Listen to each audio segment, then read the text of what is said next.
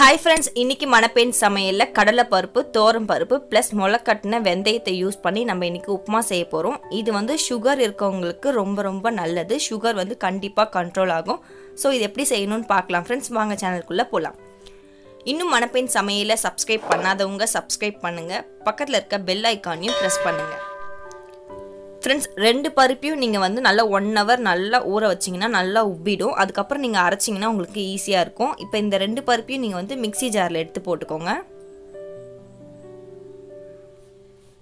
Mixie ஜார்ல போட்ட பிறகு என்ன பண்ண போறீங்கன்னா காரத்துக்கு நீங்க வந்து இதல பச்சை மிளகாய் ஆட் பண்ண போறீங்க. காரம் கொஞ்சம் எக்ஸ்ட்ராவே நீங்க போடிங்கனா உங்களுக்கு வெந்தயத்தோட கசப்பு தெரியாம இருக்கும். நான் வந்து 3 பச்சை மிளகாவை கிள்ளி போட்டுக்கிறேன் இதோட.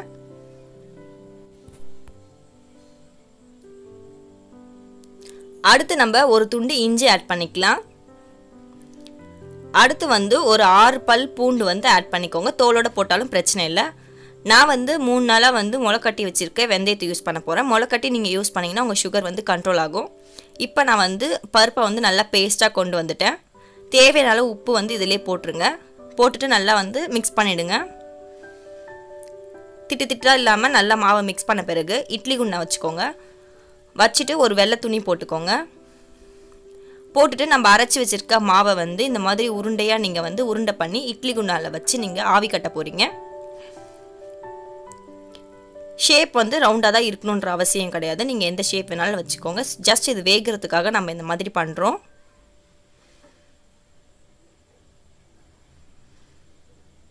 நான் வந்து 200 கிராம் எல்லா ரெண்டு பருப்புமே வந்து 200 கிராம் எடுத்துர்க்கேன். இப்போ இத நம்ம க்ளோஸ் பண்ணிடலாம்.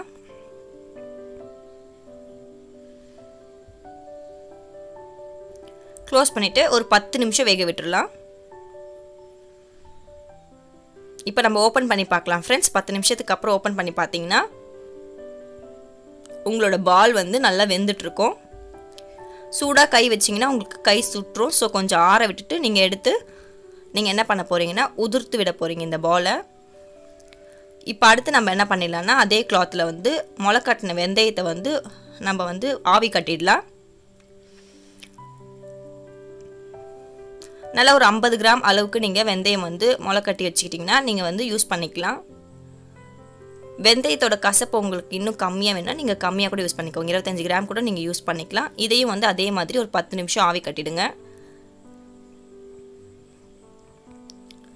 இப்போ நம்மளோட உருண்டையை வந்து நம்ம உதிர்த்து விட்டுறலாம். நல்லா வந்து பலபலன்னு நீங்க உதிர்த்து விட்டீங்கன்னா தான் உங்களுக்கு உப்புமா செய்யும்போது ஈஸியா இருக்கும். சூடா இருந்துச்சுனா நீங்க வந்து கரண்டி யூஸ் பண்ணி ஸ்மாஷ் பண்ணிடுங்க. நல்லா வந்து உதிரியா உங்களுக்கு கிடைச்சிரும். சூடா இருக்கும்போது வந்து இந்த மாதிரி தான் இருக்கும். ஆறிச்சுனா அது வந்து உதிரி ஆயிடும். இந்த மாதிரி எல்லாத்தையும் நல்லா உதிர்த்து விட்டுக்கோங்க.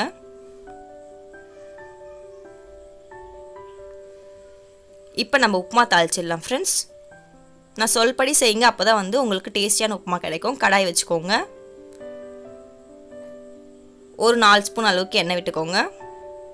கடுகு உளுந்த பருப்பு போட்டுக்கோங்க. வேணும்னா கடலை பருப்பு நீங்க ஆட் பண்ணிக்கலாம் கூட. ஒரு கொத்து கருவேப்பிலை போட்டுக்கோங்க. 5 காஞ்ச மிளகாய் போட்டுக்கோங்க. வெங்காயம் வந்து ஒரு 3 வெங்காயம் பெரிய வெங்காயம் நல்லா பொடியா நிறைய ஆட் பண்ணுங்க. அப்பதான் நல்லா டேஸ்டியா இருக்கும். 3 வெங்காயம் நல்லா பொடியா ஆட் பண்ணிக்கோங்க. உப்பு தேவையான அளவு போட்டுக்கோங்க. போட்டுட்டு நல்லா வெங்காயத்தை வதங்கணும். அடுத்து நம்மளோட வெந்தயம் வந்து நல்லா வந்து வெந்துட்டு இருக்கும். அதையும் வந்து இதோட சேர்த்துருங்க.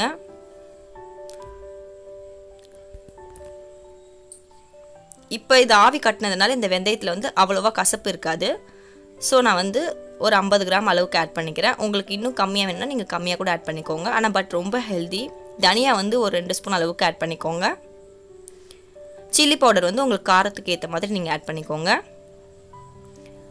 அடுத்து வந்து நம்ம பிரியாணி மசாலா அது ஒரு 1/2 ஸ்பூன் ஆட் பண்ணிக்கலாம். அதாவது கரம் மசாலா ஆட் பண்ணிட்டு மிக்ஸ் பண்ணிடுங்க. இதெல்லாம் நல்லா வதங்கின பிறகு நம்ம உதிர்த்து வச்சிருக்க உருண்டையை எடுத்து இதல ஆட் பண்ணிடுங்க फ्रेंड्स.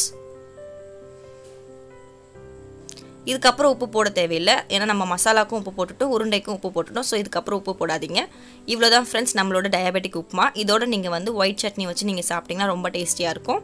நான் வந்து ஒரு டிஃபரண்டான ஒயிட் சட்னி நம்ம சேனல்ல போட்டுருக்கேன். அதையும் நீங்க பார்த்து ட்ரை பண்ணி சாப்பிடலாம். ரொம்ப டேஸ்டியா இருக்கும் फ्रेंड्स. ஓகே फ्रेंड्स, இது வரைக்கும் subscribe பண்ணாதவங்க subscribe பண்ணுங்க. பக்கத்துல இருக்க bell ஐகானையும் press பண்ணுங்க. Bye friends.